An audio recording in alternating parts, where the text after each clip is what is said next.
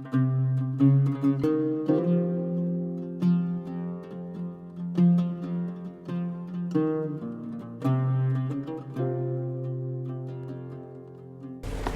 a small word on SJP, so for Justice in Palestine. So we're a campaigning organization upon campus for the Palestinian cause. We act by raising awareness about the Israeli-Palestinian conflict and the Palestinian cause, and then we act upon that awareness through various campaigns such as Rights of Education Week, Anti-Apartheid Week.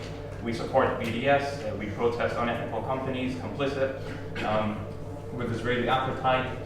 And some of the activities we run are to invite some prominent guests and speakers to speak upon the issues. So tonight we're delighted to be hosting quite a prominent guest and speaker, Professor AbuKhalil. Some of you might know him from the blogosphere via his internet alias, aka Angry Arab, not to be confused with the common stereotype. But for those of you who No, to be confused with the stereotype. According to him, yes, to be confused. Well, there's plenty of reasons for Arabs to be angry these days, I must say. But allow me to introduce him quickly. So, Professor AbuKhalil was born in Tyre, Lebanon, brought up in Beirut. He's a professor of political science at California State University, and he's the man behind the popular Angry Arab News Service blog. Now, for those of you who don't know, it's a blog where he discusses political issues, current events, the Middle East, etc. I do recommend you visit it. There's a lot of insights to be gained from it. He's the author of a number of publications under his name, including Historical Dictionary of Lebanon, Bin Laden, Islam in America's New War and Terrorism, The Battle for Saudi Arabia. He is a powerful critic of Zionism, US imperialism, and Arab regimes in general. And given indeed that he's got multiple years of experience, therefore, there's a lot to be gained from this talk and from his insights. So I would suggest that you stay all ears and use this golden opportunity to come up with any questions that you might have throughout. Do not miss the opportunity. For there will be a Q&A session following the talk. And finally, the topic of today's talk is entitled The Case Against Israel. And honestly, need I say more? So without further ado, I'd like to invite Professor AbuKhalil to the panel. Thank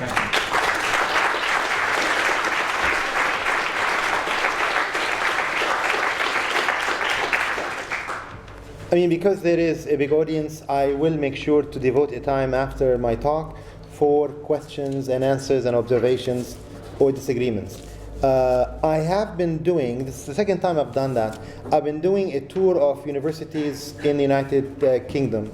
This is now my fourth stop after London, Birmingham, Oxford, Glasgow, and now here. Yeah. Just reminding myself that I'm here now.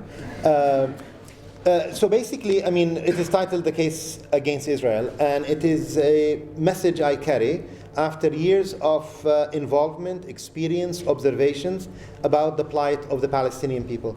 How many of you are in Middle Eastern studies?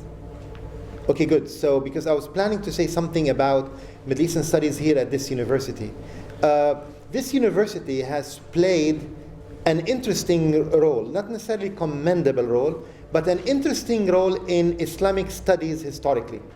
In fact, before I came here, unaware of the cumbersome bureaucratic procedures of British universities and the extent to which they are closed to the communities. This is very true, by the way. That's my observation, one of the observations of the day I will share with you. American university, we criticize a lot about America, and I will, don't worry about that. But the university in the United States is constructed, even architecturally, to interact with the community.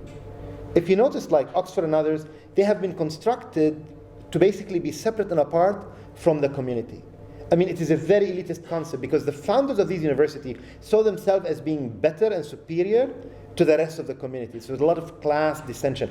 If you study the history of, if you read about the history of Oxford University, which I don't recommend it to do because it's very boring, but one of the things you will read, so I'll summarize the findings for you. The University of Oxford used to have war, actual war with the community. So make the story short. So I told them, my host here at the university, I would like to take a look at the collection of one of the greatest Orientalists of the 20th century, W. Montgomery Watt, who studied Islam for a very long time. So they told me I need papers, fingerprints, pictures, portraits of my grandfather in Tyre, early 20th century. All these documentation. And we arranged to get that letter to allow me to get in. So we got in today to the library, only to be told that we cannot see it. But the point is, two individuals have been very instrumental from this university. Hamilton Gibb. How many of you have heard of this name, Hamilton Gibb? Hamilton Gibb was the founder of the Center for Middle Eastern Studies at St. Anthony's College at Oxford University. And in the late 1950s, Harvard University contacted him and told him, we're founding a Center for Middle Eastern Studies at Harvard. Who would you recommend? And he told them, I can't think of anybody more qualified than me. So, not me, him. So he recommended himself, and he became the founder. And he, unbeknownst to a lot of people, he went to undergraduate studies here. In fact, when I visited his papers at Harvard University, because they're much more open to visitors and researchers than University of Edinburgh, I was able to see his Arabic notebooks from his student days. W. Montgomery Watt had a tremendous role in Islamic studies. He was seen, unlike many other Orientalists, he was seen as being more sensitive to the Arabs and to the Muslims. He was seen as not being hostile to the Muslims that he studied. But of course we have to say that, the Middle East or Islam have been studied in Western universities, not for the sake of knowledge itself. Not like you study, for example, the size of tomato in Mexico. It is what Edward Said said in his book Orientalism, political knowledge. It is knowledge that has a value politically. This is why many of these Orientalists used to play political roles, used to lobby government, advise government. As you know, when Napoleon went to Egypt, he took with him the best of Orientalists that France had at the time, including Sylvestre de Sacy, for example. And they translated his, Napoleonic proclamations to the Egyptian people and so on. And they translated for him some things from Arabic and stuff. And Montgomery Watt was somebody who wrote about the history of Islam and Muhammad and the rise of Islam. And yet, towards the end of his life, he wrote a book called, little known for some reason, Islamic Fundamentalism and Modernity, in which he unleashed on Muslims. It is as if a man in his 80s has been suppressing all his hostility to Muslim all these decades, and suddenly towards the end of his life went totally almost berserk. It's a very unusual book which I recommend that you read. So it is this man that I wanted to see the papers and the books and so on, because he's a very prolific man. He wrote very interesting books, and I hope you agree with me. We should read books by authors we agree with or disagree with. Are you kidding me? I read so many books by Zionists, because I feel we have to do that if we want to debate Zionism or any other ideology that we disagree with. The second point I want to say is that it is much easier to deliver this message at a United Kingdom university than it is in the United States. In the United Kingdom, it is possible to have a debate on the Middle East. It's possible. People may disagree, people may agree, but you can do that, especially on a college campus. In the United States, you cannot have that kind of debate. There is an atmosphere of intimidation against viewpoints and perspectives that are not in sync with the dominant party line, and the dominant party line in America is unabashedly the pro-Likud right-wing Israeli line. That's what it is. So don't get me wrong, I deliver the same undiluted message that I delivered to you, I deliver it over there. But over there, it's a very different reaction. And there's another difference I want to make, which is, when you talk in the United Kingdom, especially in Scotland, there is a progressive heritage. In the United States, the word Marxist has been a dirty word ever since they heard of Marx, which was not very early on. So it's a very different story. The origins of the Labour Party are very different from the origins of the Democratic Party. Don't get me wrong, the Labour Party is now a business interest party, but it did not start as such. While in the United States, the Democratic Party, was never democratic. Corporate interests have dominated the two parties for decades now. On the subject of Israel, there is a tremendous obsession on the part of government, academia, and the media to instill one party line from which people are not supposed to deviate. If you deviate, you'll be penalized. People lose their jobs. I happen to have a job, but my colleague Norman Finkelstein, who's going to come to your campus, I believe, in a week or so. I mean, he lost his job. He is unemployed by virtue of his writings against Israel, in the West. I mean, they can interfere in the academic tenure process. And of course, the more elite, or the so-called, I hate that word, but I'll use it, the more prestigious the university in America, the more closed-minded it is, the less freedom of speech there is. The less prestigious the university, the more community-based, the more poor working-class community-based, the more freedom of speech you have, especially if you're not in a big city where there's a lot of Zionist influences. So it's a very different atmosphere. Another difference is this audience, I've noticed this, but European audiences are much better informed about geography, the world, than people in the United States. In the United States, I teach Middle Eastern studies courses. I circulate the maps in the beginning of the class to the class. And every time we mention, say, Yemen, I would say, please look at Yemen and wave to the people of Yemen on the map. I mean, because you have to start with the very basics of the subject of the Middle East. Here, it's very different. Plus, I'll add another line, you have much longer tradition of learning languages. Look at Montgomery Watt. I mean, he knew all European languages. He knew Arabic very well and so on. He knew Persian, some Turkish, some Hebrew. I mean, that was the tradition. How many of you, for example, can read another language beside English? Wow. I mean, that is so impressive. Now, let me test you on the Palestinian question. How many of you know that in the last week, Israel has bombed Gaza twice? How many of you that 2 Palestinians were killed by Israeli bombs? There's not much about that in the media. Not much. And that's the message I have for you. There is more than a tinge of racism to the fact that when Israelis are killed, it is an international news story, and when Arabs are killed, it is insignificant news story. Why? It is for the very reason that British foreign policy historically operated, that there are superior, expensive human beings, and there are cheap, dispensable human beings. That is how British government and the American government can justify the brutalization of the people of Iraq and Afghanistan. That's why they can justify the massacres. And that's why the stories of massacres can go on and treated casually by readers in this country and in other countries. So I don't want to praise you too much.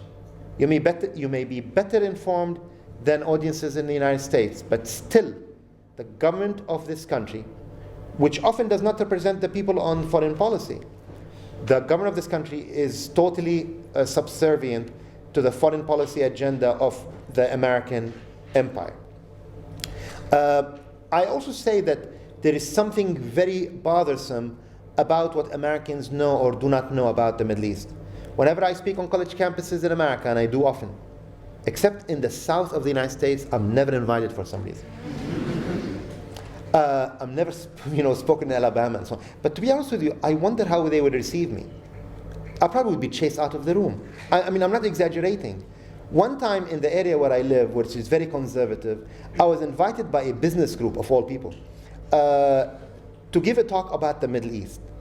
And I go there, and Americans are extremely patriotic, I should warn you. So before I start my talk, they said they want to do the Pledge of Allegiance. I'm not a man of religion, so I cannot relate to either beliefs or pagan beliefs of any kind. So I find these worship of the flag and American presidents and so on and their images to be rather bizarre a bit.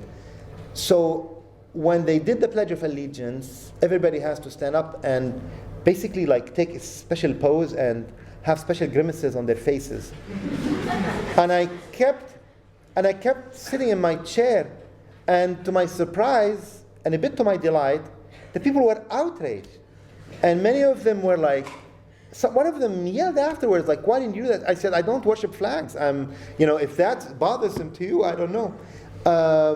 Another time, in the area where I live, which is quite conservative and very religious, they brag they have the highest percentage of churches per capita of anywhere in the United States. I mean, that's how religious they are. And then they are willing to pass judgment that people of the Middle East are more religious. And I keep telling them, in the Middle East, I've never encountered shops for religious supplies. I mean, I've never entered, but I don't know what a shop of religious supplies would sell. But they must sell some things because it's very, very popular. I see people there. Before September 11, I was invited to speak to a high school, and I accepted grudgingly because I don't like to speak in the area where I live for that reason I mentioned. And after September 11, they called me back and they said, we would like to disinvite you because we thought it would be very controversial. And I was like, what, you think that I have something to do with September 11? And they were like, no, but they thought that my presence would be rather awkward. I said, it won't be awkward to me. I said to her, I said, it must be awkward to you. And I did not feel she wanted to continue the conversation at this point. So it's a very different audience for sure, very different audience. But the thing is, when I speak on college campuses, I ask them, how many of you have heard of bin Laden? And of course, everybody have. I mean, if you teach the Middle East in America today, I tell all my students in every class now, I said, unfortunately, bin Laden sits in the room even when he's dead, because everybody correlates the Middle East and Islam now with that terrorist. And then I asked my audiences in America, how many of you can name an Arab artist, a Palestinian poet, an Arab scientist? How many? I'll ask this audience. How many of you can name a Palestinian poet? Show of hands. Wow. An Arab artist. Wow. An Arab novelist. Wow. How many of you can name an Arab plumber in Cairo? Well, you're not that good. One person. Okay, you win. Very impressive indeed. Well, let me tell you why I have decided to speak in the manner I speak about the state of Israel. I mean, as was said in the introduction, I mean, I am in some ways like you. I am not a Palestinian. I have not been shaped and influenced like the Palestinians have. I have not been driven from my home. I do not have pictures or keys to a house that my ancestors owned in Palestine, but I have grown up near Palestinians. Refugee camps are within walking distance from where I grew up in. I grew up with Palestinians, and I remember my close friends who were Palestinians at a very early age. They were so much above their age. They spoke about their homeland. They spoke in ways that only adults spoke. And I'm certainly influenced by those Palestinians I've known all my life. But what is also true is that even though this issue has been overwhelming in my mind all throughout my life, from my teen years to today, I mean, there's no day, there's no hour where it's not on my mind that I think about it. But I'm not going to get emotional with you because I don't think it's going to serve a purpose. But when I went to America as a graduate student, this is in the 1980s, and I went to school in Washington, D.C. And I used to go at the time, I was very thirsty for knowledge, and I wanted to see how people operate, conferences and think tanks and so on.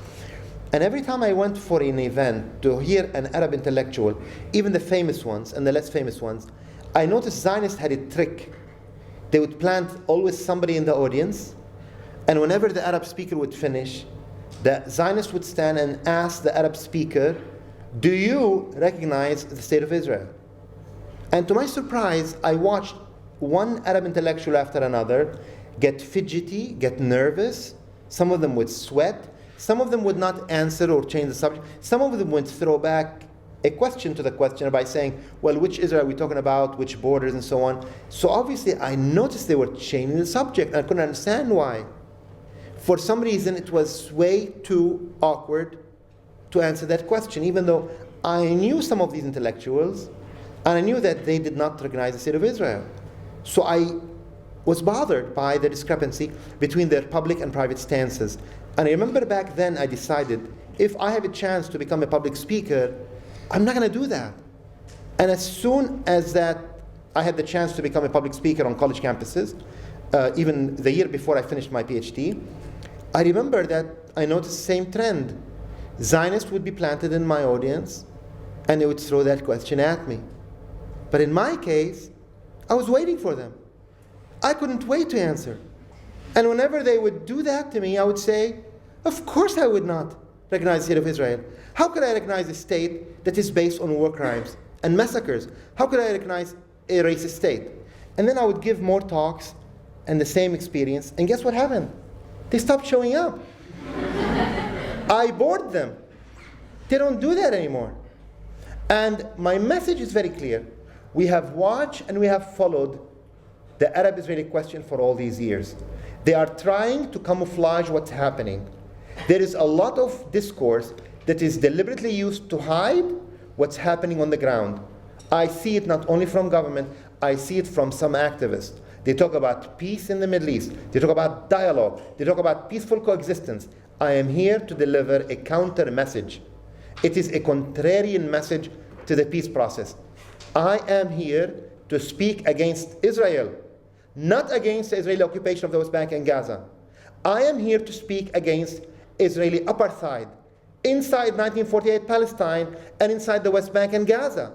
I am here to tell you they are fooling you. There's not only apartheid in the West Bank and Gaza, like Jimmy Carter would say, but there's also inside Israel proper, where the state was created, founded on racist principles of separation between a people that saw itself as superior and the natives who were seen as barbaric and savages. They spoke that language. I am quoting from their words. They were intending from the very beginning of the Zionist project to kill Palestinians and take their places. It wasn't an accident of history. I am here to speak against coexistence with that state of Israel. I am here to speak against the so-called peace process, which has not in any way got us closer to peace. Far from it. It has only intensified wars and massacres. Of course, it also benefited Tony Blair because he's made millions since he became involved in the so-called peace process. My message to you is undiluted and unambiguous.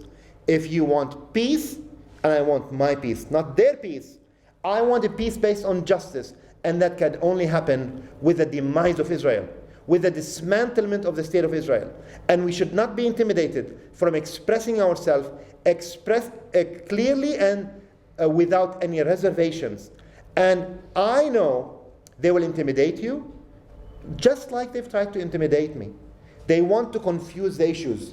In America, one of the great successes of the Zionist lobbies is that they have created a conflation between anti-Semitism and advocacy for the Palestinians. I am sure some of you have gone through that. Some of you have been accused falsely of being anti-Semitic by virtue of your support for the Palestinians. I think we need to take the high grounds on that.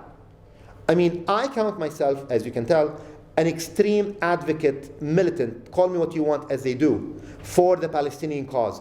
I am for the full liberation of Palestine without in any way forgetting about the tragedy of one Palestinian family. I want all the Palestinian refugees, every single one of them, to be allowed to return to their homes back inside what is called today Israel. However, I am also very principled in my opposition to any forms or manifestation of anti-Semitism. I think we should do that. It is part of the justice of the Palestinian cause. Our cause is way too precious, way too humanitarian to allow anti-Semitic kooks to infiltrate our ranks. Some of them are genuinely and sincerely dumb and believe in Jewish conspiracies, and some of them, I think, may be infiltrators to sabotage our cause and smear our campaigns. And that's why I insist, as I've always insisted, back in Lebanon and in the West, that we should reject anti-Semites from our ranks. Having said that, we should counter what Zionists do. The state of Israel and Zionism, they basically want to confuse the issues by equating support for Palestinians with anti-Semitism. We need to be supporters of the Palestinians while maintaining strict opposition to anti-Semitism. On the other hand, we need to tell them, how come Zionists absolve the anti-Semitism of other Zionists? Because let's face it, you can be pro-Palestinians in the extreme as I am, without in any way being anti-Semitic. On the other hand, you can be supportive of Israel and be anti-Semitic. Many of the most historically known supporters of Zionism in the West have been anti-Semite.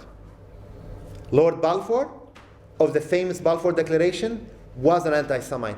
In 1905, in his speech in the House of Commons, he talked about Jews in classical anti-Semitic terms. Look at American presidents. Harry Truman, anti-Semitic and a racist. Richard Nixon, I mean, I cannot think of anybody, any creature, more racist and more anti-Semitic than Richard Nixon. I mean, his entire life was dominated, as much as Hitler, by Jewish conspiracies. And yet, go in the books about him. You will not find Israelis or Zionists ever protested his anti-Semitism. Why? Because he was supportive of Israel. So that's the criteria of Zionists today. They don't really care about voices of anti-Semitism if they happen to come from Zionists. They absolve them, they cover them up, and they never criticize them. Look, American evangelical Christians. American evangelical Christians are conservative, supportive of Israel. They give a lot of money to Israel. Why? Because they have some, vision of the future, of day of Armageddon, when 2/3 of Jews, according to their vision, are going to convert to Christianity, and 1/3 of Jews is going to be exterminated. So not a rosy picture for Jewish people, obviously. And yet, Israel not only accepts their money, but their anti-Semitic vision is never, if ever, criticized by those same Zionists. Having said that, don't get me wrong, there are some people who are supportive of Israel who are not anti-Semites. Just as there are some people who want to support the Palestinians who are anti-Semites or Nazis. Those we don't want them. So my message to you is this. Zionism was from the very beginning a racist movement. This is a movement that looked at a land that was already inhabited, with a majority population who were Palestinians, who have lived there for centuries, and said, those native barbarians don't deserve that. We're going to try to sell a colonial project to the West. And you know what? The West was very impressed, because colonialism in the 19th century and the 20th century, what am I talking about? In the 21st century, is not a bad word in London, Washington, D.C., and in Tel Aviv. It's still accepted currency. And the Zionists basically told the West, we're going to create a Western outpost for you. They spoke that language. If you read the first declaration of Zionism in 1897, it spoke about the colonization, that's the word, colonization of Palestine for the Jewish people. What about the population? Some Zionists tried to feign innocence by saying they did not know about the native population. Oh, they knew. How can you ignore 700,000 people living there? You can't miss that. And some of them said they don't exist. Like, they coined the slogan, a land without a people for a people without a land. When they meant a land without a people, they meant they are people but not like us. They're subhuman. Just exactly like apartheid South Africa. This apartheid was embedded in British foreign policy when they drafted the evil Balfour Declaration of 1917, November 2nd. Go back to that declaration by the anti-Semite Lord Balfour. Go back. The word Palestinians did not appear once in that declaration. 1917. What was the percentage of the Palestinians at that day? 91%. Some of you will say, but he mentioned something about them. He did. In one phrase it said, I'm quoting verbatim, it being clearly understood that nothing shall be done to prejudice the existing civil and religious, notice civil and religious, not political, the civil and religious, now here's the catch, rights of existing non-Jewish communities in Palestine. Now ask me, is there something more cunning to refer to 91% not as 91%, but as the non-9%? How weird is that? How weird is that? The majority were defined by not being the minority. In fairness to the US Congress, they noticed something is weird about that phrasing. So when they, a few years later, adopted the Balfour Declaration, they changed the phrasing. As you know, the Palestinians at the time were 85% Muslims and 15% Christians. So the US Congress changed that line. It said, it being clearly understood that nothing shall be done that prejudices civil and religious rights of existing Christian and other communities in Palestine. Christian and other communities in Palestine. Now, Lord Balfour, in his hotel suite, was asked once about this declaration. How can you give a homeland to 9% who own less than 2% of the land? You know what he said? Numerical self-determination was excluded. Numerical self-determination was excluded. He was talking the language of apartheid South Africa. So, you may not remember, some of you have parents who are progressive, who struggled against apartheid South Africa on college campuses. Back then, when I was a student, people were arguing for the elimination of apartheid in South Africa. People were talking about the changing of the entire structure. And why do you want to sell me the elimination of apartheid in the Holy Land, but only in the West Bank in Gaza, on 22% of Palestine, and you want to keep it on 78% of Palestine? Why? I mean, how does that work? So racism is, and you want me to coexist with the racist structure on 87% of Palestine? I mean, fat chance for me and certainly for the Palestinians. And this is why the message, the only way of justice being restored is to call for the entire elimination of apartheid from the land and for the establishment of a state in which Jews will have equal say. They will live as equal with the Palestinians, not as master and slave as they are now, as equals, together, in one state that is neither Jewish, nor Christian, nor Islamic. A state that can encompass everybody. And if you allow the state of Israel to continue, you are giving them a chance to continue to practice the racism that is in the base of the state of Israel. Racism of Israel is not only against Arabs. As you all know, there is racism by European Jews against Jews from Arab and African countries. There is racism against African Jews, the Falashas of Ethiopia, as you know, who are publicly now being called niggers. There's an equivalent of that in Hebrew. But the thing is, the racism against the Palestinian has a more pernicious cast. The Zionists from the very beginning intended to basically marry their plan in dealing with the Palestinian between two forces, racism and mass violence. Theodor Herzl, the founder of modern Zionism, he died in 1904. So I'll show you how early on they were racist about that and how they intended to use violence and force. He was asked about how to deal with the Palestinians, and he said, he quoted the French proverb, qui veut la fin veut les moyens. He who desires the end desires the means. That was their message. Or Vladimir Jabotinsky, the spiritual guide of the Likud movement in Israel today, the ruling government, he spoke about an iron wall. They spoke about pushing the Arabs to the desert. They spoke that language unabashedly. Unabashedly. So my argument for you is, these were who brought the menace of terrorism to our region. These were the first pioneers of terrorism. It's not what like you've heard. I know many of you, if you've given a word association game, you will twin the word Palestinian with terrorism. Unfortunately, some of you would do that. And yet, the record is clear. But some of you will say, Palestinians, some Palestinians, Hamas, threw bombs in cafes in the 1990s. Those things did happen. But the first time they occurred, it was not by Palestinians. Bombs in cafes were first used in the Middle East by Zionists in Palestine on March 17, 1937 in Jaffa. What about bombs on buses? Again, they were first used by Zionists in Palestine August 20th to September 26, 1937. What about bombs in marketplaces? First used by Zionists on July 6, 1938 in Haifa. Don't take my word for it. Read about these things.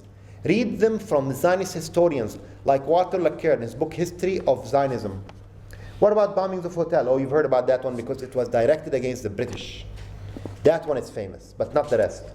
Yes, they first was used by Zionists in the King David Hotel bombing on July 26, 1946, July 22nd, 1946 in Jerusalem.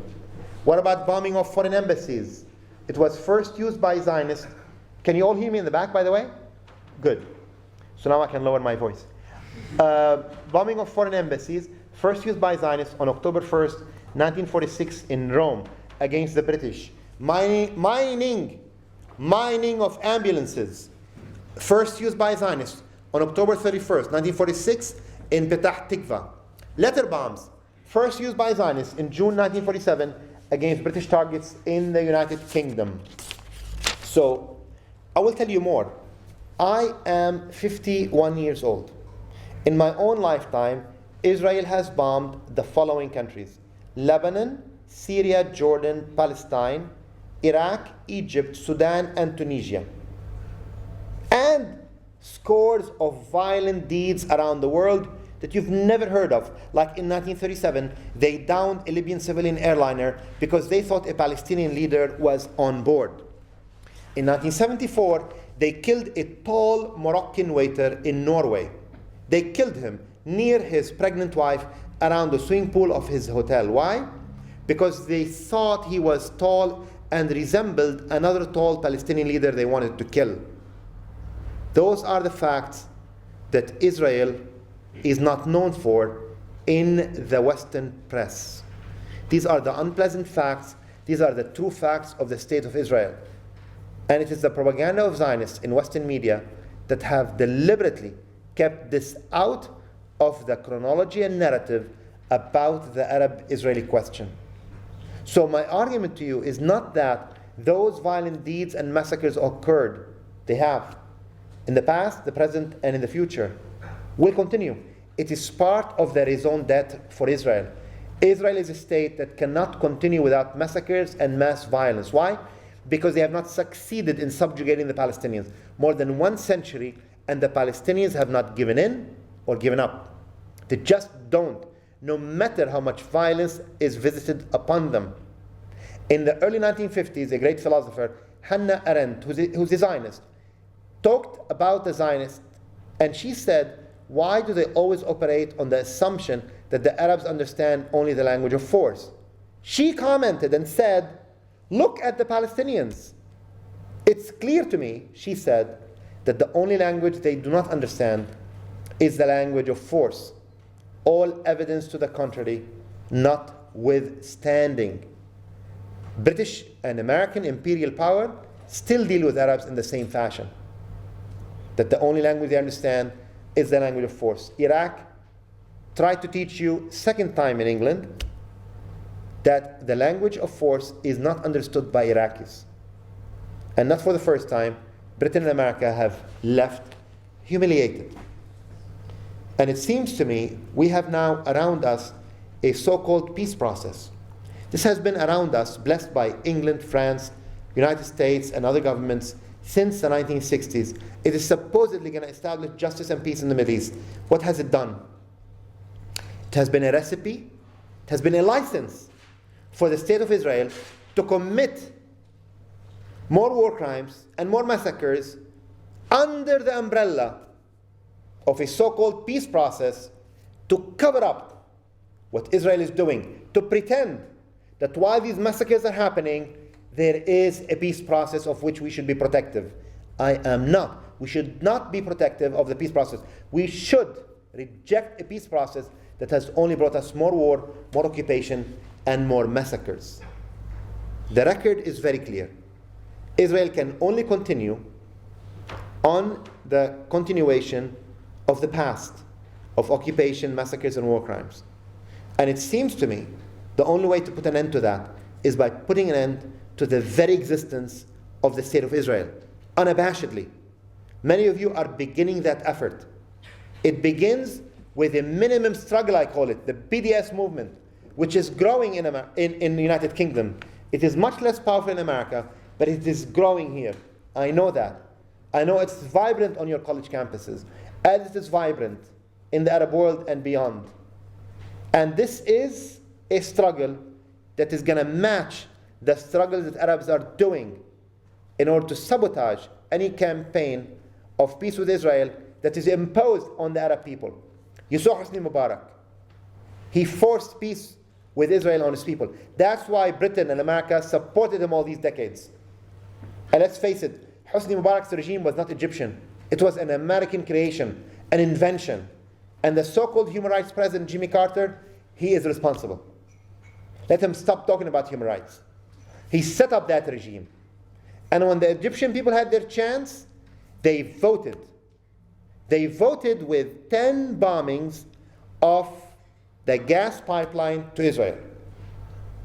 How many times do you want them to bomb that gas pipeline for you to understand how they feel about Israel?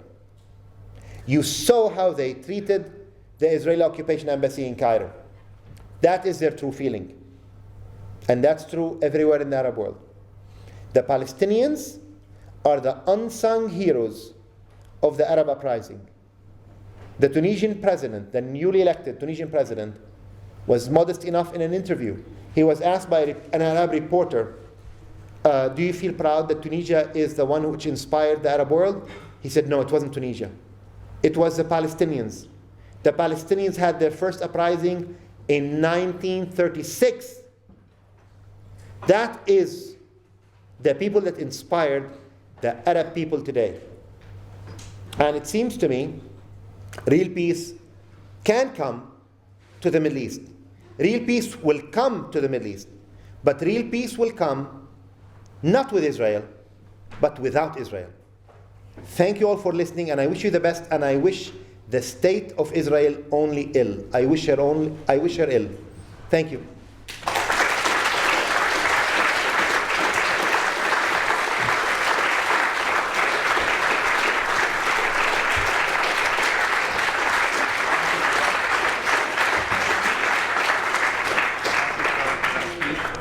We now open the floor to questions. Can somebody get the windows to open? It's getting warm. Just keep the questions relevant and concise, and make sure you don't evolve your comments to monologue. Okay. My question is, what's Iran's position and what's the future of Iran? فارسی صحبت میکنی؟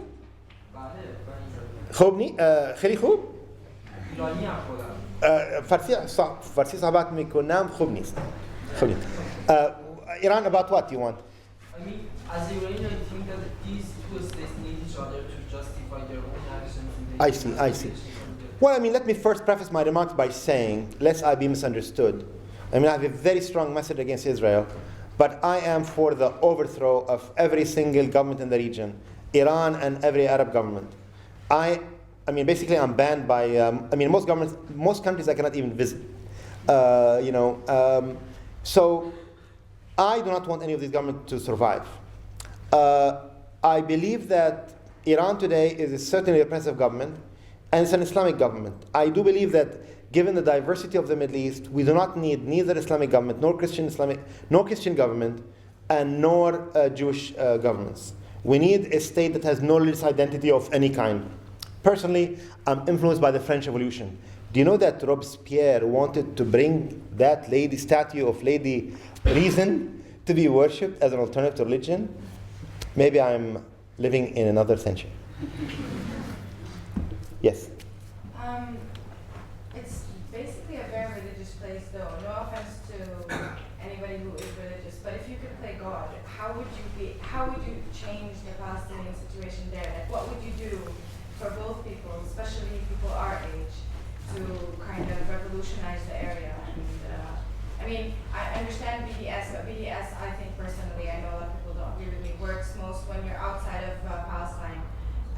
What can people do in Ramallah or Bethlehem to actually fight everything? What's your first name? Jenna. Jenna, you're so wrong. BDS works inside and outside. You'll be surprised. Okay. Israeli commodities and products are invading Arab markets everywhere. And this is why in Lebanon and elsewhere, there are young people like you who are now energized and campaigning like you are to ban and eliminate Israeli products or companies or singers who have any ties with Israel. This is a universal campaign which we should all subscribe to. As far as what I think should be done, I am not saying that BDS in itself is enough. And none of the BDS activists I know say that, in the Arab world especially. They say it is a complementary struggle. There are different, I pronounce that word like Scottish people do by mistake. I believe there are different forms and methods and modes of struggle. They all complement one another. BDS is one form that's very important but there's also armed struggle, there's also political struggle of different kind against Arab regimes who are betraying the Palestinians and repressing them. Like in Lebanon, they massacred a refugee camp, Nahr al-Barid. The Jordanian government has never stopped its repression of Palestinians. Syria included, every government in the region. And I think what we also need to do, and that's very important, to basically be blatant in our articulation of our demands and aspirations, which is the full liberation of Palestine. Personally, I've been influenced by a great Palestinian struggler. Some of you may have never heard of him. How many of you have heard of George Habash? Some of you. I was honored to have known that man, who has tremendous influence on me. He's a great Palestinian leader. He formed a very radical Palestinian organization. Of course, if you look at newspapers, he would be seen as terrorist. I met him when I was in high school. Look, I start tearing whenever I speak about that person. George Habash was a medical student in 1948. His family was evicted by force by the armed terrorists of Ishaq Rabin and the Haganas of Israel in 1948 from the Lidda Ramla area. That's where they built the Ben Gurion airport. That's why I recommend to my Palestinian friends that we need to rename that airport after liberation, the George Habash International Airport. George Habash was made and his family to walk for miles on end to leave Palestine. He watched his sister during that march die before his eyes. So he went back to Beirut, finished his medical studies, and dedicated his entire life for Palestine and for the full liberation of Palestine. And the method we need to basically is clear about that. And the second message, I shouldn't have mentioned his name tonight. And the second message I have is that we should be very clear in exposing the complicity of the collaborationist group in Ramallah. I mean, this is not a Palestinian authority. This is not a Palestinian government. Those of you who are Westerners, don't be shy. I mean, sometimes I meet Western activists who basically feel that who are we to criticize other Palestinians? You are part of the struggle. You've owned your right. You have protested for BDS. You have supported Palestinians. You own every right, every single right, like any other Palestinians, to speak up against Abu Mazen and against the Oslo Accord and against the collaborationist government of Ramallah. Okay? You better not ask me about George Habash again. Yes? I was just wondering how you would advise campus activists to go around supporting the Palestinian cause.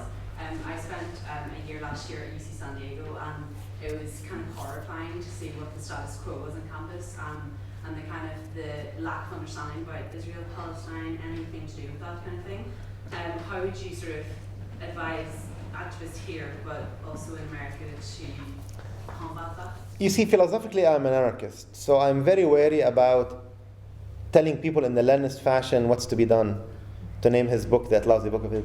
Like there's an intellectual vanguard and they can tell the masses what they should do and all that stuff. So I believe people should do that on their own. But you know what's the good news? Many of you are young activists on Palestine. You've discovered the cause in college. How many of you discovered it in high school? Wow! I am so impressed. I cannot see that in the United States. I'm delighted. But I'll tell you what, you know what's the good news when I see your hands? All of you who are activists for Palestine, I know from experience, because I've known many Westerners who've been active for Palestine, you will be active for Palestine all your lives. I really do not know a case where those who started being activists for Palestine in college stopped doing that. For some reason, this is a cause that will stay with you.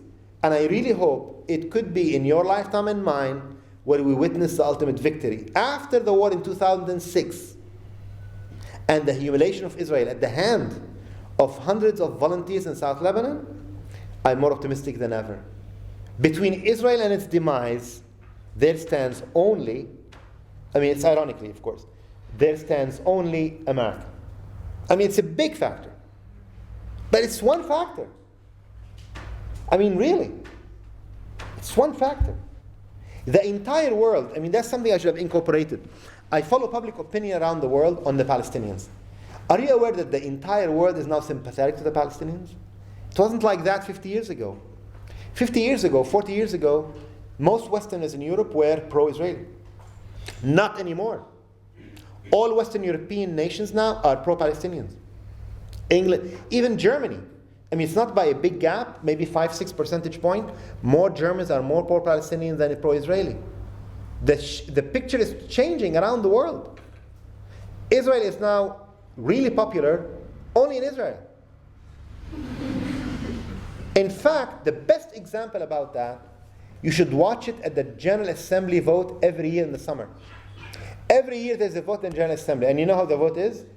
The world, on the one side. There is the entire world. They have 194 countries over there. The world. And then there is the Gang of Four, I call them. The United States, Israel, Micronesia, and Micronesia and the Marshall Islands. 4 countries.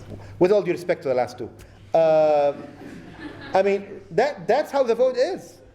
And yet, this is where you can change it. And yet, if the British people and the French people and the Norwegian people are pro-Palestinians, how come that not being reflected by the 2 dominant parties?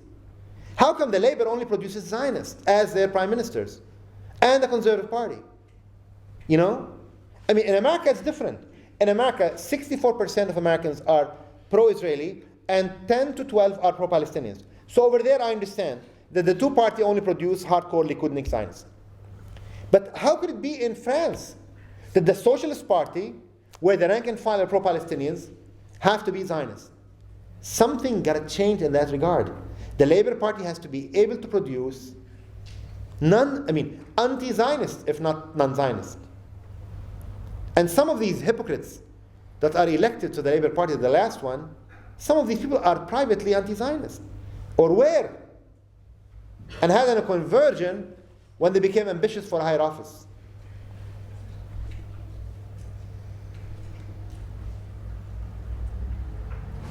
Yes, please. I'm going to ask you the same question that I asked one of the guys I was speaking to in one of the refugee camps in Bethlehem just a couple of years ago. And basically... You're American? No, Oh. I'm not.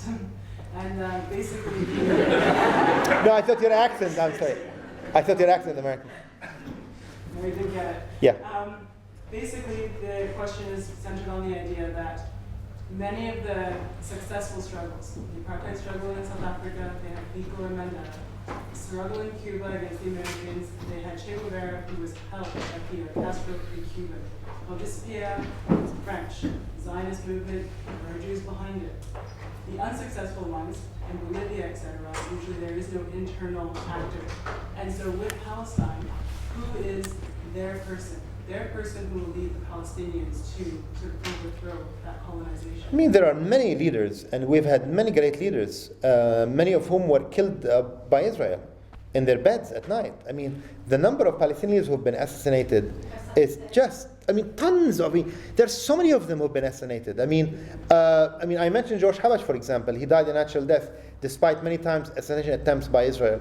But the point is, unfortunately, the Palestinians in the 1960s had one of the lousiest leaders they could ever dream of, Yasser Arafat. He became the leader of the Palestinians. In my opinion, he was deliberately chosen there, put there, funded by Gulf regimes, the reactionary governments of the Gulf, Saudi Arabia in particular, in order not to lead the Palestinian revolution, but to abort the Palestinian revolution and to undermine it. And trust me, he did a great job in undermining the Palestinian revolution. And what did he give us? He gave us that lousy Oslo agreement. Yes? To what extent do you think religion motivates American support of Israel? I'm often asked about the United States' position about Israel. There are many reasons that motivate Americans for the support of Israel. I would say there are many. One of them, public is extremely ignorant about foreign policy, and as a result, they are easily shaped by whatever the leaders say, and the leaders are pro-Israeli, so they shape their views. 2, yes, religious view, biblical. When many Americans, and this is a true story, you have to go there to see it, when they see Israel, they think it's the Israel they read in the Old Testament. They think God is talking about the 1948 Israel. I'm not exaggerating. And they think enemies of Israel are the enemies of Israel in the Old Testament.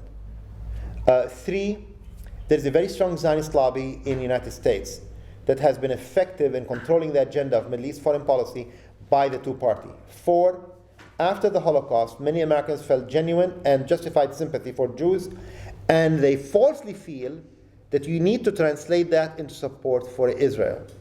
Especially, and this factor is especially true because America had a lousy role in the Second World War when they were calling for unlimited immigration of Jews to Palestine.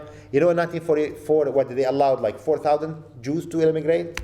5, people in America are more pro-Israeli because they hate Muslims more than they hate Jews. So between the two groups, they were like, 6, Americans are more pro-Israeli than the Palestinians because they can identify more with the Israeli European leaders than with Arab leaders. I mean, Israel has been dominated by people who, were Western Europeans, and I guess they like that fact. Arabs are not Western Europeans. I don't have to apologize for that, I guess. 7, Israel has played its instrumental role during the Cold War in fighting against leftist and communist movements around the world. Israel has been part of that campaign. So all these factors together, it's not only one factor, really. Yes? As you mentioned, in 2006, there's been the Lebanon-Israeli war. And Hezbollah has shown that they have managed, at least to some degree, of showing a victory against Israeli oppression, Israeli apartheid. Now, however, in the recent events of today, we see that Syria and the regime in Syria is in trouble, kind of, maybe, I don't know. But we know how the situation is there. And we see that there's an alignment of the Syrian regime with Hezbollah. At the same time, Hezbollah is with the people when it comes to the Israeli question. So how should the Syrian, Lebanese, Palestinian Arab, the Arab in this region look at the situation? In Syria. On the one hand, there's the imperialist and oppressor of the Assad regime, and on the other hand, there's the liberator, Hezbollah. But at the same time, Hezbollah is aligned to Bashar. I mean, personally, I cannot tell you, I will not speak for any party in the Middle East since they don't represent me, but I can tell you my own position. I believe that we should be categorically in support of Arab uprising against repressive governments. All of them are repressive. All of them, except Syria and Iran, which are repressive, are supported by United Kingdom and United States. All of them.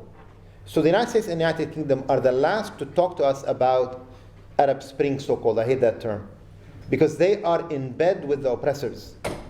The British Prime Minister wants to speak to us about the Arab Spring when he just signed a deal to sell arms to Saudi Arabia, the most oppressive, the most religiously intolerant, the most misogynistic, the most anti-Semitic government on the face of the globe.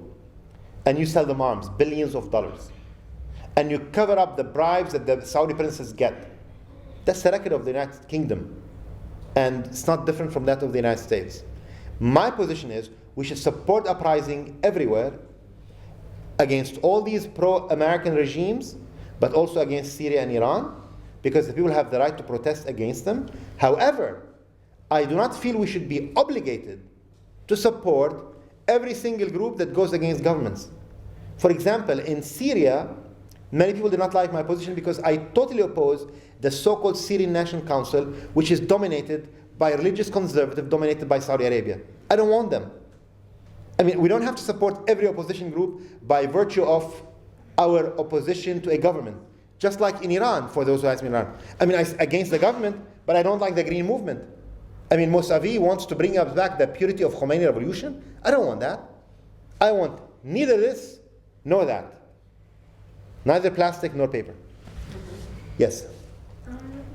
Do you believe that the Palestinian struggle can be won without a change in America's support for Israel?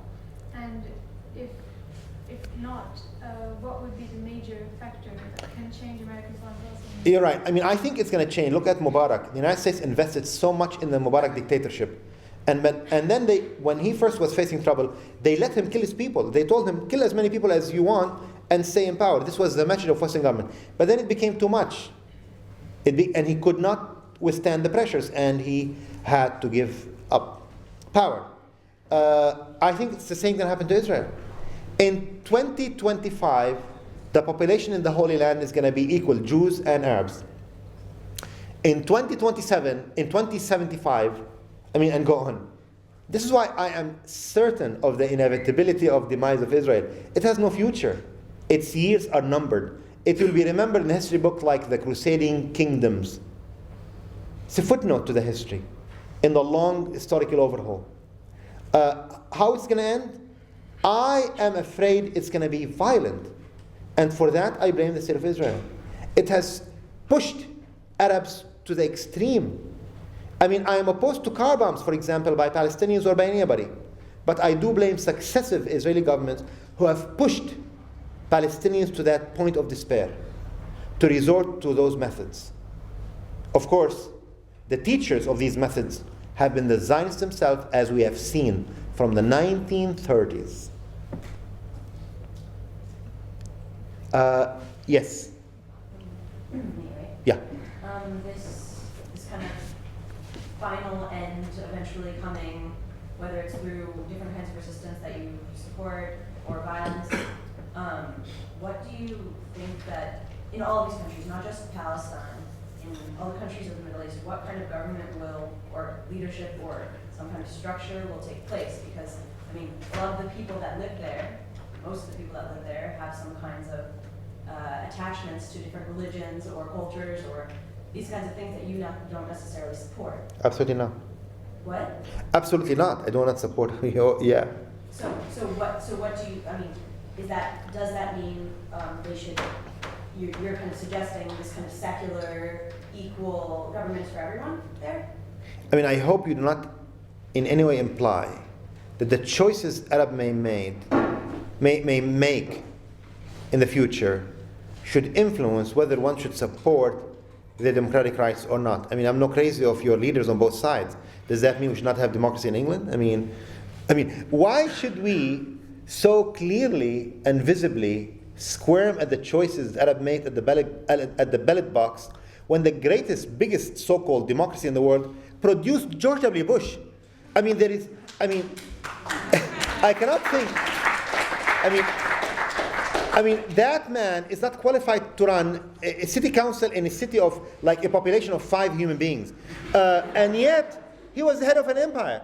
Now, you may not have implied that, but right. I could tell that from your face. But let me say. I don't swear. Okay, good. So let those who squirm in this room or outside get my message. So let me say the following. I think we should give Arabs more credit. I mean, you're reading the headlines. Yes, it's true. The fundamentalists in Egypt won. But do you know that 45% who are Muslim Brotherhood got money from Qatar, and the 20% Salafis got money from Saudi Arabia? You do not get that part. These are not fair elections. This is why, here another side of me, but I will spare you that lecture today. I'm not an advocate for democracy in the Middle East. Never have been. We are not allowed to have democracy. What kind of democracy? I mean, in Lebanon we have a democracy. Who votes in Lebanon?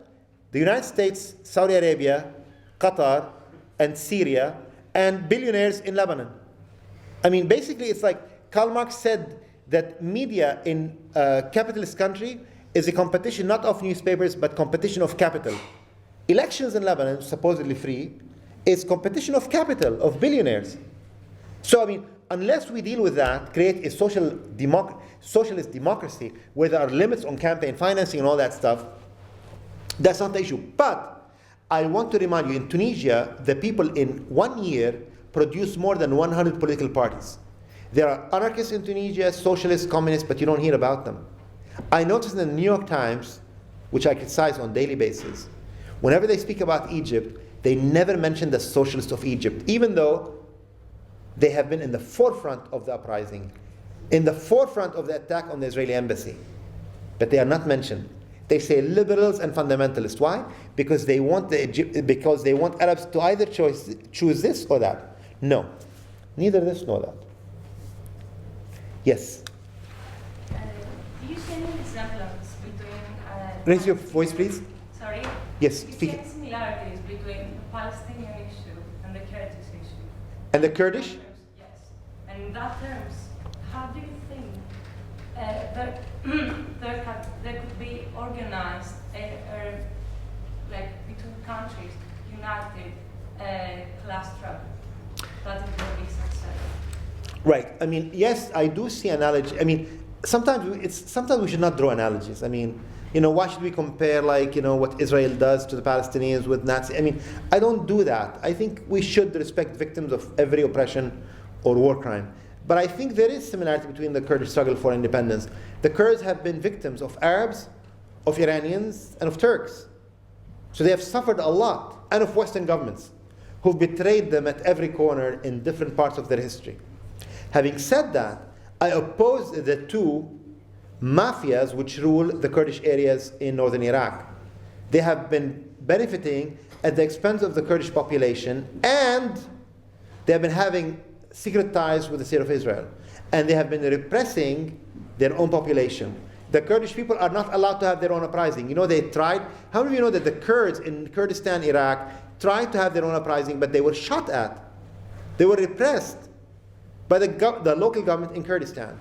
So I do support that struggle, and I believe that, yes, we should create alliances. And this is why I am told we should like twin universities and twin struggles all around the world, because it is universal justice that we all seek.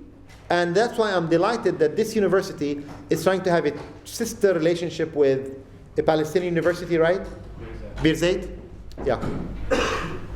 By the way, try to do with another university, because everybody tries to do with Birzeit University. There are many other Palestinian universities. Don't all go to the same place. Damn it! See, I'm getting mad. I'm showing you the angry Arab side. Yes. Yes, please. When you were saying That's funny. You raise your hand and then you point it to him. That's funny. So you raise it on his behalf. Yes, go ahead. when you were saying the majority of the world is now sympathetic to Palestine. Speak up. When you were saying the majority of the world is now sympathetic to Palestine. Public. Well, I was referring to the states. Public, yeah. Public opinion. Unfortunately, it seems to be for the two-state solution.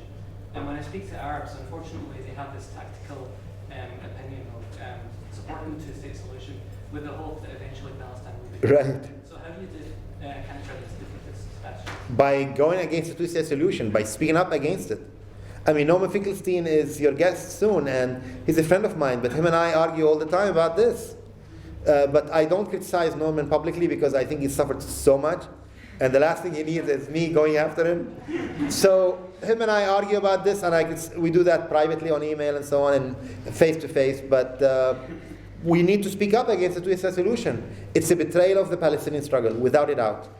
And it's a service to the Zionist state of Israel. Yes. Yes. Coming from an European country, I feel that... Which country is that? Italy. Italy. I feel that most European countries, besides maybe the UK, but I may be wrong, there isn't, most people are not really well informed, and maybe they don't even really care that much. And I feel that every time they start caring about it, they're faced with the myth of the Holocaust, of the Nazi Holocaust. Right. And there is a lot of ignorance there, meaning that usually, we always just remember the Jews, for example, the homosexuals are not remembered, the people that are handicapped. The Roma people? The Roman people. Communists? And so I feel that maybe US is not going to change. People's mentality is very strong on this topic at the moment. I feel maybe European could change. I agree. People are very, the soil is fertile. People could easily be convinced, just with facts. I mean, nothing stronger. But I feel there is this big, wall of the Holocaust that every time you try to speak pro-Palestine, you say being anti-Semitic.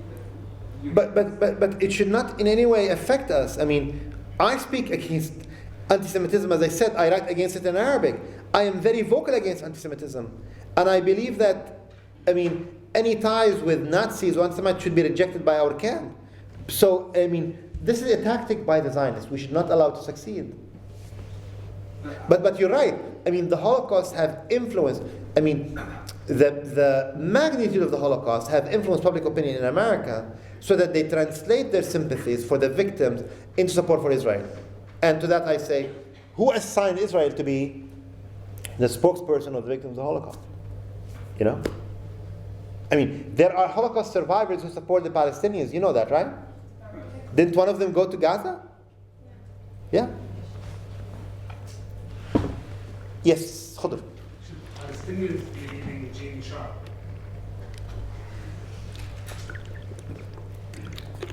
Now, Khudr is doing an inside joke with me about an item I keep writing about. If you know my blog, you would know what it is. American media are so dumb. They really are. This is why millions of Americans read The Guardian every day, by the way. Although sometimes The Guardian can be dumb, don't get me wrong. But after the uprising in the Arab world started, the New York Times had an article. I kid you, it's a true story. They said an 83-year-old retired professor in Boston who believes in nonviolence is the one who inspired the Arab uprising. I swear to you. I mean, I was so outraged about that. I wrote about it on my blog so much. The New York Times then did a correcting story in which they quoted me about my views about that. I mean, it's so dumb because, like, he's a preacher of nonviolence. None of the uprising have been nonviolent. And I'm not making any apologies about their nonviolence. I mean, about their violence. I'm sorry. I'm not making, I mean, against these violent regimes, violence is justified. Definitely. So where is the nonviolent struggle? Plus, it's hard for me to convince people that somebody just today, Khudur, I just put on my blog, sent me another link, an article naming that guy. A director in America made a movie about Gene Sharp, in which he gave him credit. Because Gene Sharp wrote a book about nonviolent struggle. And they want to convince us, and I try to tell them politely, nobody in the Arab world has ever heard of this guy. Nobody. I mean, Jack the Ripper is more famous than that guy in the Arab world. To no avail. So they did a documentary about him. The director of the documentary sent me a copy of it.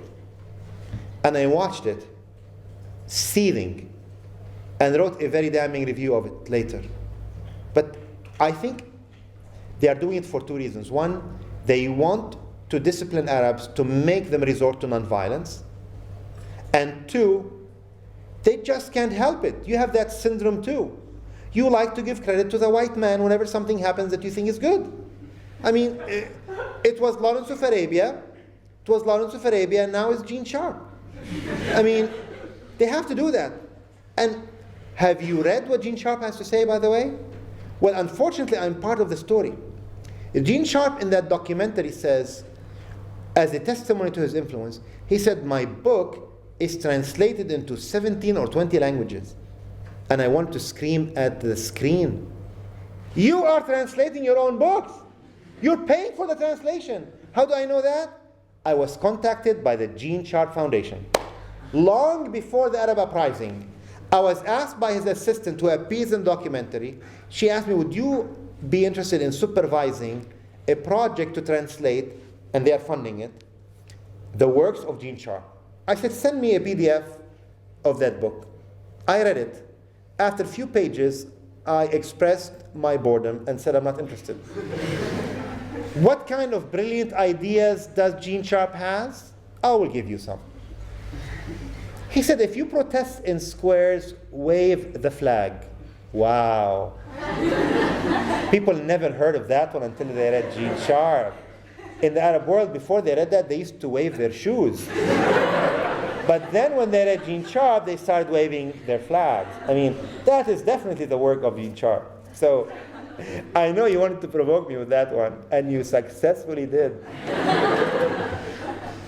If I hear one more word about Gene Sharp, I'm going to just vomit on the crowd. Yes.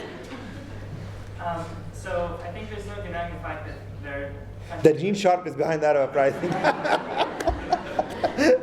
I'm glad you didn't say that. Was he behind the Scottish movement for independence too, I know? No, he can't because. Yes, go ahead. Yes, I don't think there's any denying the fact that there are certain countries like the States and Britain that have certain influence and power across the world. Yes. One argument that I don't want to hurt your feelings about Britain, not anymore, but go ahead. One of the arguments that's often made in countries like Iran against opposition movements is that stability for the country is better than instability. And I know. After the revolution. Right. So what do you think the right answer there is? Well, for me, and I've written about that extensively in Arabic. I mean, I have, and many people were wary of that argument. Like in Syria, I argue in Syria and elsewhere for chaos. Chaos is very good. Chaos has allowed Egyptians to bomb the gas pipeline to Israel 10 damn times. I mean, next week will be 11, I'm sure. I mean, that's chaos. The ability to basically escape the fear that was imposed on people's lives. So between any Arab government or Iranian government and chaos, I go for chaos, because then you can sabotage. But the vast majority of people would rather just live ordinary lives, right? I mean, some people want George W. Bush. Yes, I know that. That's why I am no worshipper of the masses. I know. Sometimes, the masses make horrible choices. I mean, yeah, that's a fact. But not only over there, I mean, here. Yes? You are going to Paris, but have you been to Cairo after the revolution? I have not. Well, I live there and I don't think it's such a great idea. So, For chaos? Yeah, because... So do you want Mubarak back? No, thank you. I mean, I don't really care. I'm not Egyptian, but Right. I live there, and what's going on now is rather more poverty and stealing than the security that was here when Mubarak was there. I'm not saying Mubarak is a good choice, but chaos is not. My answer to you is this. I am sure there's some stealing going on, but certainly not at the level of the billions that Mubarak and his cronies were doing. And most importantly, you are a visitor of Cairo, and I respect what you just said, your observation from there, but I would rather see what the Egyptians have to say. And believe you me, overwhelmingly, they prefer the overthrow of Mubarak. You will see their voices. I mean, you may have anecdotal evidence. Watch the anniversary on the 25th of January. See what they say. And you're as well saying no religion in Arab countries, but I'm Algerian, and for me the religion of Algeria is still Muslim, is still Islam, sorry. Right. So I wouldn't see my country without any religion. Such as France, for example, they might argue that they are for laicity, but they're still Christian indeed. I'm not saying, I mean, personally, I am an anti-theist, and I like Robespierre's Lady Reason, but that's me, that's my personal choice. I'm not calling for the, abolishment of religion altogether, although I have read about the Albanian model of atheism under Anwar Hoxha, which went totally extreme, of course. But I'm talking about not having a religious identity for the state, not declaring it Islamic, and not declaring, as they do in Algeria and elsewhere, that Islam is the source of legislation. It does not mean that people can still worship, France is a secular country. People can still go to church and mosque and so on and so forth. Of course, France is becoming very racist and bigoted against Muslim worship. So we don't have to make it like that. It has to be neutral. For me, real secularism is the neutrality of the state on matters of religious affiliation of any kind. In America, we don't have that, because they are not neutral. They favor Christians over non-Christians, believers over non-believers. Yes, please. Last two questions. Last two questions. Yes. One, and then last. Yes, go ahead. I'll make them shorter. Okay, so I have a slightly provocative question. Yes, the answer is no. Second question, please. Yes, go ahead. Your solution is actually quite moderate in the sense that all you're advocating. I agree with you. So, tell them about that. So, given that I think your principal opponent in advocating that solution is not the Zionists, but apathy, which is to say people just not knowing or caring about the solution. In the West, you mean? In the West. Do you think that your aim could be more readily achieved by toning down the level of your rhetoric? Oh, I see what you're saying. I receive that quite a bit. I hear that point of view quite a bit. In fact, there were some sincere Arabs who pleaded with me when I first started my blog to name it something else. They were like, it's too provocative. And I was like, what shall I name it? Like the quiet Arab? The submissive Arab? The Arabs who bow down to the white man? Or, what kind of name do you want? And of course, my intention, the British say that Americans have no sense of irony, and it has been proven in my case. I intended the title to be ironic, but it has been taken literally, which is fine with me. The thing is, I'm not obsessing about that concern, because my agenda, my position is this. Palestine will be liberated. We need your help, but I believe the Palestinians and the Arabs are going to be doing that themselves. I do not believe change is going to come from another Lawrence of Arabia. I just happen to remember him because I reread this book on the plane coming back. It's hilarious. But it's a very good read. I read it for its literary quality. You should do that, really. But to think that that guy really played that role that was in the movie is hilarious to me. He's a like footnote of a footnote. Yes. I just want to ask, what do you think is the way out of the Palestinian division, especially with Israel arresting Hamas? Right. I am for Palestinian divisions. I am for Palestinian divisions. I mean, there are Palestinian groups, some of them are Marxist, communist, socialist, and Hamas and Islamists and so on. And then there is the collaborationist clique in Ramallah. Did I want the resistance movement in France against the Nazis to unite with the collaborationists of the Nazis? Of course not. I want divisions. Similarly, in Palestine, I want the preservation of the divisions. No unity whatsoever. You don't unite with collaborators of Israel. The last question. So when you talk about a one-state solution, do you see any need, At least, or even possibility of working with the Jewish working class in Israel to achieve that?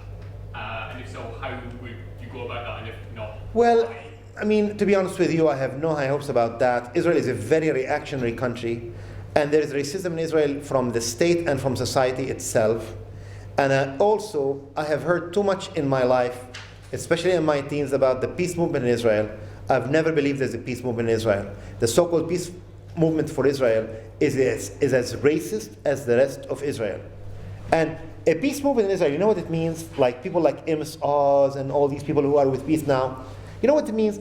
These are people who disagree with other Israelis on how many Palestinian children should be killed. That's the peace movement. The peace movement basically is a movement that says, after we kill 200 Palestinian babies in a war, we should stop. Other Israelis said, no, continue. That's the position of Amos Oz in the war in Lebanon. After the killing of 700 civilians, he said, maybe we should stop. These are not comrades of mine. Especially when those same working class people you talk about have served in the Israeli army and have committed massacres for which they should be held accountable. No, these are not my comrades. If they are comrades, they should take up arms against the state. That's my position. And two, short of that, they should flee. They should not live in an occupied home on an occupied land. That's so easy for you to say, though. Sorry, but that's really easy for you to say. You can't say that to every Arab. I say that. But you can't, because you're not, at the bottom of it, you are not an Arab who's living on an occupied territory. You can't just go and tell my grandmother, get up and leave because you're living on an occupied land. You can't. This is not the way to resist. There's got to be another way. I mean, that's my position. That's your position. I mean, please go express it. My position is very categorical. Those Israelis are settlers, just like in the West Bank and Gaza. Once we have the full return of the Palestinian refugees, we can work out a modality of accommodation to see who lives where and in what place. But the notion that they are beneficiaries of a racist state of Israel, the beneficiaries of that state, and they want to be comrades in struggle for what? Their goals are not my goals. Definitely. And I still argue that point. And for that reason, I do not have contact with Israelis. I have to ask them if they serve in the army first, and what position they have on Zionism. What about Arab Israelis? What's that? What about Arabs at 48? What about them? They live on occupied territories and they live... What's occupied? I mean, these people have remained on a land they have lived for as ancestors. Oh, okay. Yeah. That was what I misunderstood you, because I thought you said anybody who's living on an occupied... No, I'm talking about the settlers, Israeli Jews who came from different parts of the world, who basically helped themselves to the land, and who basically kicked out the native population. I misunderstood. I thought you said anybody No. living on an occupied No, I'm talking about Israeli. I'm talking about the Israeli Jewish occupiers. If you are a Jewish person who was born before 1948 and your parents were lived there, they are as belonging to the land as everybody else. So it's not by religion, it's by the occupation. Are they beneficiaries of the forced war criminal occupation of the land or not? The Palestinians obviously are not, but the Israelis, many of them are, of course. The majority are, overwhelmingly. Okay, thank you all for coming.